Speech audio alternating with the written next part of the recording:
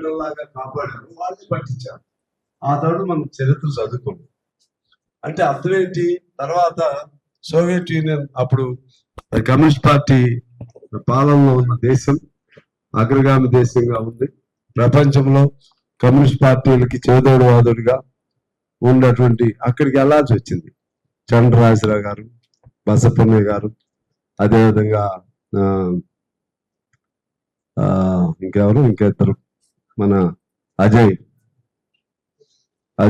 ఘోష్,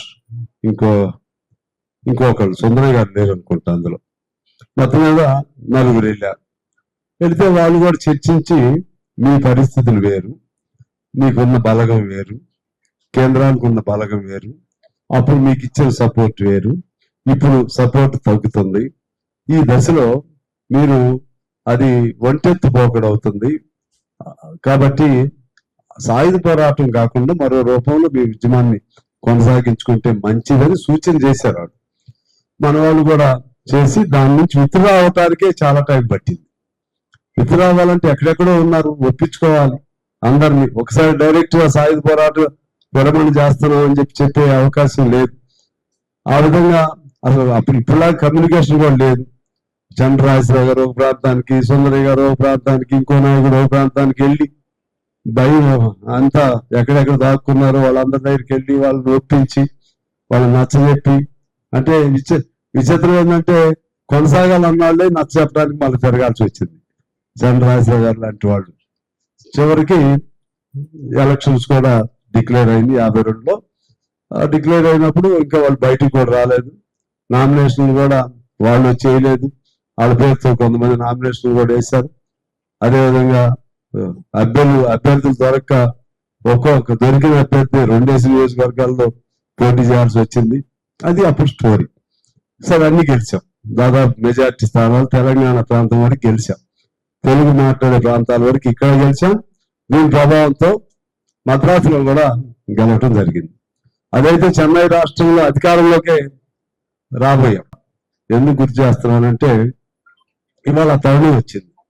ఆనాడు communist party అంత దశ నుంచి కూడా, విచ్చ దశ నుంచి కూడా సాయుధ పోరాటాన్ని విరమణ చేసి తర్వాత సిపిఐగా సాయుధ పోరాటం లేకుండా సరే విధానం ఉంటుంది, దానిలో వ్యూహంలో ప్రోగ్రాంలో అంతర్లీనంగా ఉంటుంది. సిపిఐకైనా సిపిఎంకైనా ఉంటుంది. సరే, అది అలా అవటం, మళ్ళా దాని నుంచి సిపిఎం ఏర్పాటు అవటం, మళ్ళా సిపిఎం నుంచి మళ్ళా నక్సల్ గ్రూప్స్ ఏర్పాటు అవటం 67లో. ఆ నక్సల్ గ్రూప్స్ లోనేమో వివిధ విభాగాలుగా రావటం, వివిధ సైద్ధాంతిక పరమైనటువంటి విభేదాలు రావటం, అంతిమంగా మావోయిస్ట్ గ్రూపు లేకపోతే జనశక్తి, ఇటువంటి కొన్ని గ్రూపులు, ప్రజాపంధాభిమాన మిత్రులు కూడా ఉన్నారు, జనశక్తి కూడా వస్తానే ఉంటది. అందువలన ఇవాళ అంతిమ లక్ష్యం ఏంటంటే మావోయిస్టులు అయ్యారు. మావోయిస్టులు ఇంకా వాళ్ళు మిగిలిన గ్రూపుల్లో సరే వాళ్ళ లక్ష్యాన్ని ఉంచుకున్నా కూడా కొద్దిగా ప్రజా శ్రమంతులు కూడా కలిసే విధంగా ఒక మార్గం ఏర్పాటు చేసుకోవడం జరిగింది.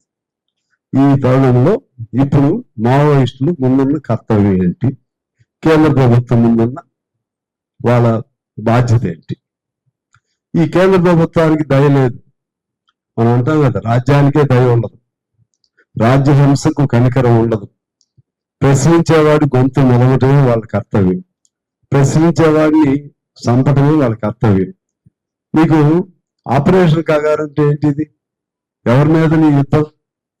ఎవరి మీద నీ యుద్ధం?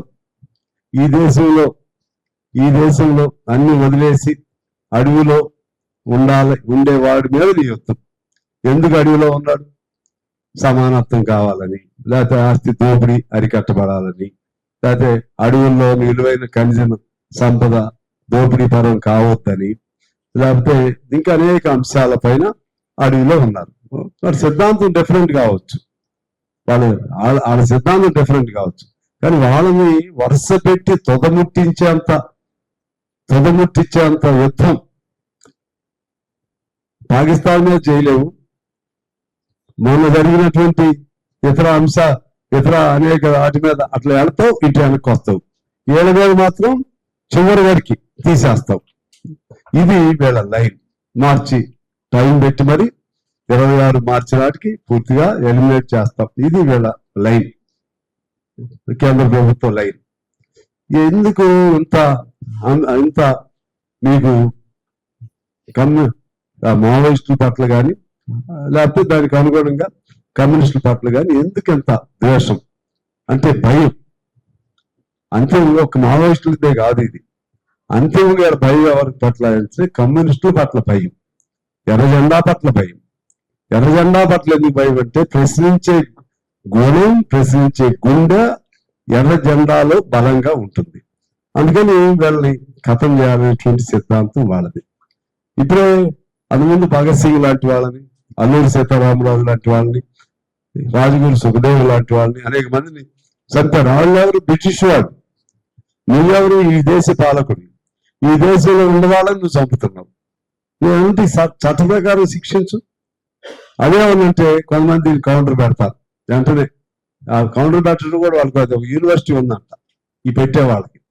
ఇప్పుడు ఇమీడియట్ గా కోదండరాం గారు లాంటి వాళ్ళు పెద్ద తిట్టట్లేదు కానీ నన్ను కూడా తిడుతున్నారు, బాగానే తిడుతున్నారు మిమ్మల్ని. ఈ మధ్య ప్రొఫెసర్ నాగేశ్వర గారిని కూడా తిడుతున్నారు. అప్పటి వరకేమో మనము నాగేశ్వర గారి ఇంటి కొద్దిగా ఏదో ఆయన షిఫ్ట్ అవుతున్నట్టుంది ఏంటో అని అనుకున్నారు. ఇప్పుడు ఆయన్ని కూడా తిడుతున్నారు మళ్ళా. అంటే తిట్టడం మామూలు తిట్టుడు కాదు, ఆ విధంగా తిడుతున్నారు. అంత మీరు ఆ చదువులు ఎప్పుడు నేర్చుకున్నారు, అంత యూనివర్సిటీ వరకు ఎప్పుడు వెళ్ళారు నాకు తెలియదు కానీ చేస్తూ ఇప్పుడు అంటే కొన్ని ఉదాహరణలు తెస్తారు. మావోయిస్టులు చంపిన వాళ్ళు, లేకపోతే పోలీసులు చచ్చిపోయిన పోలీసులు, లేకపోతే సిపిఐ వాళ్ళు చచ్చిపోయారు, సిపిఎం వాళ్ళు కూడా చచ్చిపోయారు. మరి మీలా కక్ష మేము అనుకోవట్లేదు కదా. తోటి కమ్యూనిస్టులు కూడా చాలా మంది చచ్చిపోయారు. ఇక్కడ చంపటం అనేది కరెక్ట్ అని అంటలేదు మనం. వారైనా వీరైనా చంపడం కరెక్ట్ అని ఏమి అంటలేదు. కానీ దాని వెనక ఉన్నటువంటి వాళ్ళ ఆ వర్గ ప్రయోజనాన్ని మనం ఆలోచించాలి. వీళ్ళు చంపినప్పుడు అడవిలో ఉన్న అన్నలు ఎవరినైనా చంపితే దానివల్ల వాడికి ఏమన్నా సొంత ప్రయోజనం ఆశించాడా, లేకపోతే సామాజిక ప్రయోజనం ఆశించాడా? తప్పే, చట్ట ప్రకారం తప్పే, అందరికీ బాధే, చచ్చిపోయిన ప్రతి ఒక్కరికి బాధే. సిపిఐ వాళ్ళు అడవి భద్రాచలం వేలేపాడు లాంటి ప్రాంతంలో చచ్చిపోయారు చాలా మంది. సిపిఎం వాళ్ళు భద్రాచలం ప్రాంతంలో చచ్చిపోయారు. అదేవిధంగా జిల్లాంది ప్రాంతంలో న్యూ డెమోక్రసీ వాళ్ళు చచ్చిపోయారు. ఒకరినొకరు సిపిఐ సిపిఎం సిపిఐ ఇవన్నీ జరుగుతున్నాయి. దీనికి ఎక్కడో ఎండ్ రావాలి.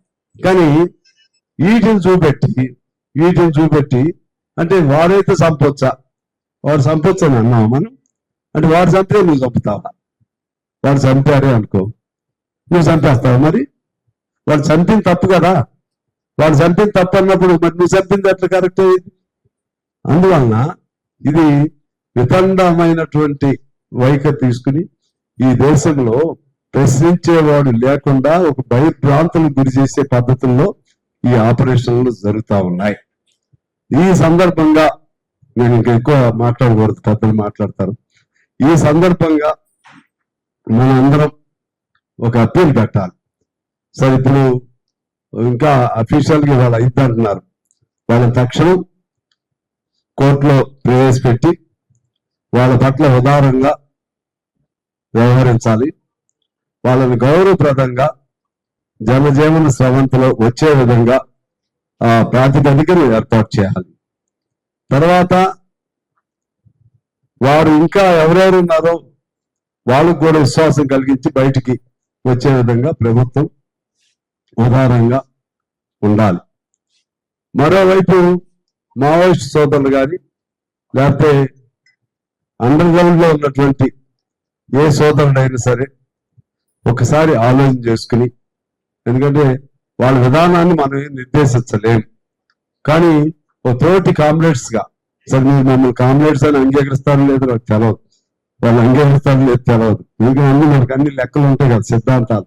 ఆయన కామ్రేడ్ కాదు, ఈ సిద్ధాంతం కాదు. బయట జనం ఏమనుకుంటారంటే అసలు ఈ కమ్యూనిస్టులకి ఏం పుట్టింది, అన్ని ఎడజెండాలే కదా. ఆడు ఆ భూమి కోసం పోరాటం చేస్తున్నాడు, వీడు పోడు భూమి కోసం పోరాటం చేస్తున్నాడు, వాడు రేషన్ కార్డు కోసం పోరాటం చేస్తున్నాడు, వీడు రేషన్ కార్డు. ఈ లోపల సిద్ధాంతం ఎవరికి తెలవదు. ప్రజల కోసం వాళ్ళు సంఘాలు పెడుతున్నారు. అంటే వాళ్ళు ఇప్పుడు లేవనుకుంటా, అందరు సంఘాలు, కార్మిక సంఘాలు పెడుతున్నారు, కార్మిక హక్కుల కోసం పోరాడుతున్నారు. ఇది ఎందుకు ఇన్ని చీలికలు పీలికలు ఉండాలి అని ప్రజలు అడుగుతున్నారు. వాళ్ళకి మనం సమాధానం చెప్పలేదు. ఇంకా కామా ఉంది అక్కడ, లేదా ఇంకో చోట ఇన్వర్టెడ్ కామా ఉంది, లేదా ఫుల్ స్టాప్ ఉంది, లేదా ఇంకేదో మారాలి. ఇవన్నీ ఎవరికి తెలుసు? అందరూ మంచిగా ఉండాలి, కలవాలని కోరుకుంటున్నారు. కాబట్టి ఈ క్రమంలో అసలు మీరు కమ్యూనిస్టులే కాదని మమ్మల్ని చాలా మంది అన్నారు. మీరు సిపిఐ వాళ్ళు కమ్యూనిస్టులే కాదన్నారు కదా సార్.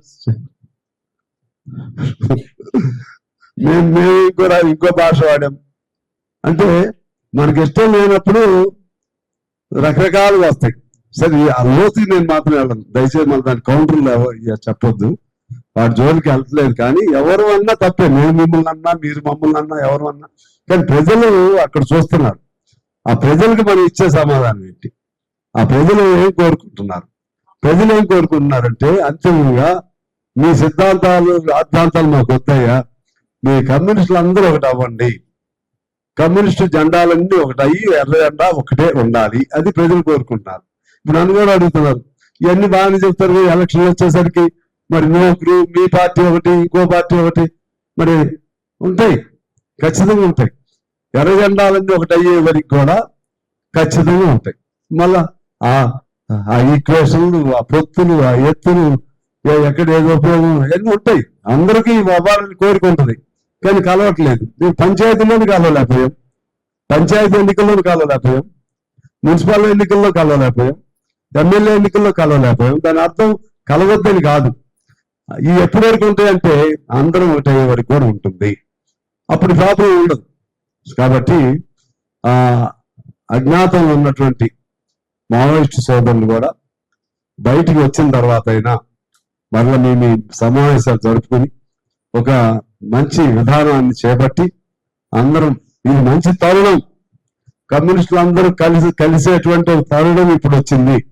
బాధలో నుంచి, కష్టాల్లో నుంచి, అదేవిధంగా ప్రభుత్వ హింసలో నుంచి, ప్రభుత్వం చేసేటువంటి మారణ కాండ నుంచి, మారణ మానవ హోమం నుంచి మనం బయటపడి మళ్ళా మనకంటూ ప్రత్యామ్నాయ మార్గాన్ని ఆలోచన చేసుకునే తరుణం ఇదని నేనుగా వ్యక్తిగతంగా భావిస్తూ ఆ వైపుగా ఇప్పుడు మనం రెండే ఈ అంశాల మీద, ఒకటి తక్షణం కేంద్రం మిగిలిన వాళ్ళని కూడా, ఇక ఆపరేషన్ కగారు పేరుతో మెయిన్ వాళ్ళందరూ దొరికారు కాబట్టి మిగిలిన వాళ్ళని కూడా బయటికి తీసుకుని వచ్చి వాళ్ళతో సంప్రదింపులు జరిపి వాళ్ళకు విశ్వాసం కల్పించాల్సిన బాధ్యత ఒకటి. రెండోది, మన సోదరులు కూడా వారి ఆలోచనని కొద్దిగా సడలింపు చేసుకుని ఒక నూతన పంథా వైపు వారు కూడా రావాల్సిన అవసరం ఉందని ఈ రెండు డిమాండ్స్ పెడుతూ, అలాగే వరవర్ణ గారు ఇంక ఇటువంటి వాళ్ళు చాలా మంది పైన వాళ్ళ పైన ఉన్న కేసులు, వాళ్ళ వయస్సు, ఆయన ప్రధానమంత్రి చంపడానికి కుట్ర పన్నాడంట వరవర్రావు గారు, అది కేసు. అంతేగా, వరవర్రావు గారు టీ తాగలేడు, ప్రధానమంత్రి చంపడానికి కుట్ర పన్నాడని పెట్టారు. సాయిబాబు గారు ప్రధానమంత్రి చంపడానికి కుట్ర, అది అటువంటి అక్రమ కేసులని కూడా ఎత్తివేయాలి. అది కూడా మనం ఈ రౌండ్ టేబుల్లో డిమాండ్ చేద్దాం. మనం ఉన్నది కొద్ది మందే ఇక్కడ, కానీ మన వాయిస్, మనం చేసే నిర్ణయం లక్షలాది మంది వాళ్ళ లోపల, వాళ్ళ అంతర్లీనంగా వాళ్ళ మనసులో గూడు కట్టుకుని ఉన్న ఆవేదనకు ప్రతిరూపంగా మనం ఒక నినాదం రూపంతో ఇవాళ తీర్మానం చేసి బయటకు వెళ్లాల్సిన అవసరం ఉందని చెప్పి తెలియజేస్తూ, ఇక్కడ హాజరైన పెద్దలందరికీ మరొకసారి హృదయపూర్వకంగా నమస్కారాలు, కృతజ్ఞతలు తెలియజేస్తూ ఇప్పుడు మా కోదండరామ్ గారు మాట్లాడతారు. షేర్ చేయండి, లైక్ చేయండి, సబ్స్క్రైబ్ చేయండి. మరిన్ని వీడియోల కోసం బెల్ సింబల్ పై క్లిక్ చేయండి.